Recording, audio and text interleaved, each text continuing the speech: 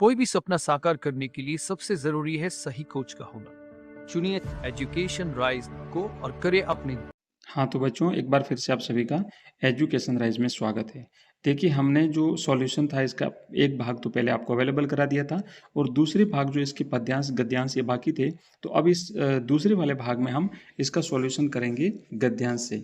तो देखो, आज शुरू करते हैं। पहला जो तीसरा प्रश्न है आपका, पहला गद्यांश जो दिया हुआ है वो तीसरा प्रश्न है।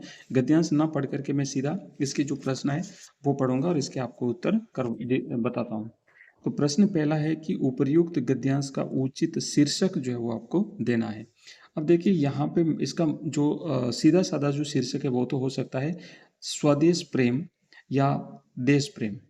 लेकिन इसके अलावा अगर कुछ किसी बच्चे ने मान लो ये लिखा है देशभक्ति का महत्व, या फिर अगर किसी ने मान लो लिखा है जननी और जन्मभूमि का ऋण, तो उनका शीर्षक भी सही है। तो शीर्षक एक्चुअली कभी एक ही नहीं हो सकता।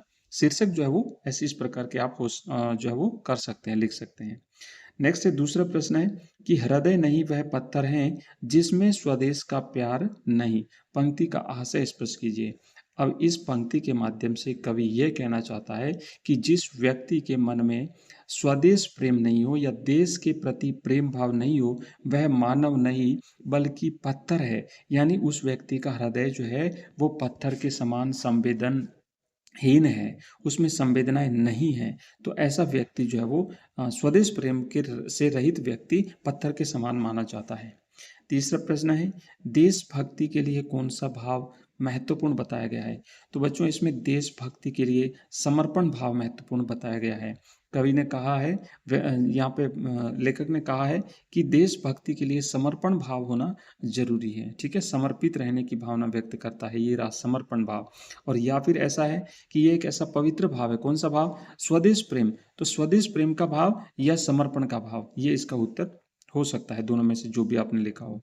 चौथा प्रश्न है कि देशभक्ति में कौन सा समास है, उसका समास विग्रह कीजिए। तो बच्चों, इसमें तत्पुरुष समास है। तत्पुरुष समास आप यहाँ पे लिख सकते हैं, तत्पुरुष तत्पुरुष तत्पुरुष समास।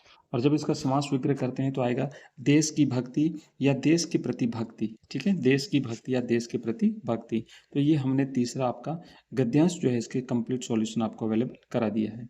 अब नेक्स्ट देखो, चौथा प्रश्न है, पद्यांश है, और पद्यांश को मैं नहीं पढ़ूंगा बल्कि सीधा इसके प्रश्नों की तरफ आगे बढ़ते हैं। तो प्रश्न मैं सीधे पढ़ूंगा। पहला प्रश्न लिखा हुआ है, इसका शीर्षक जो है वो आपको बताना है। उपयुक्त पद्यांश का उचित शीर्षक बताइए। तो एक बार फिर से यहाँ पे कोई एक शीर्षक फिक्स नहीं है, लेकिन मैं कुछ आपको 2 3 4 इसके शीर्षक बता देता हूँ। उसमें से अगर आपने कोई भी लिखा है तो आपका मान्य होगा। पहला तो होगा मानवता का पतन, क्योंकि कवि यहाँ पे क्या कह रहा है कि भाषा, जाति और धर्म के आधार पर समाज में विभाजन आ गया है। तो ये सब विभाजन आया, तो इसका कारण क्या है, क्यों आया विभाजन? क्योंकि मानवता का पतन हो गया है। या फिर आप दूसरा इसका किसी बच्चों ने मान लो लिखा हो इसका शीर्षक कि भाषा, जाति और धर्म का बंधन, तो उनका भी शीर्षक राइट होगा। या फिर अगर मान लो किसी ने लिखता है एकता से विखंडन की ओर, क्योंकि यहाँ पे समाज टूट रहा है, समाज विभाजित हो रहा है, आप देख रहे हैं, तो ये भी इनका शीर्षक राइट होगा। और अगर किसी ने लिखा है, किसी बच्चे ने लिखा है कि मानव धर्म का संकट, तो उनका भी जो है ये शीर्षक जो है वो राइट होगा।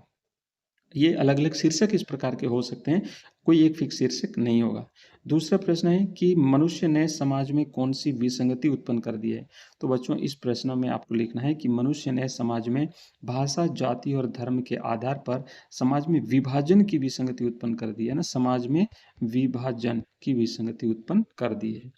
तीसरा प्रश्न है कि कवि ने किसका शोधन करने की बात कही है। तो बच्चों, ये जो भाषा, जाति और धर्म के आधार पर समाज में जो विभाजन हुआ है, इस समाज में हुए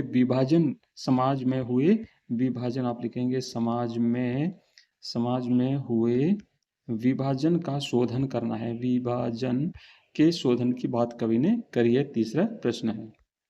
नेक्स्ट है चौथा प्रश्न, बुद्धि योग से मुक्ति योग का सार, पंक्ति से क्या आशय है। अब इसमें आपको लिखना है कि जो धर्म है हमारे भारत में, अलग अलग प्रकार के जितने भी धर्म हैं, उन समस्त धर्मों का मूल उद्देश्य क्या होता है? बुद्धि का प्रयोग करके मोह, माया और दुख से छुटकारा पाना, है ना, मोक्ष की प्राप्ति सभी धर्मों का। पर ये मोक्ष की प्राप्ति होगी कैसे?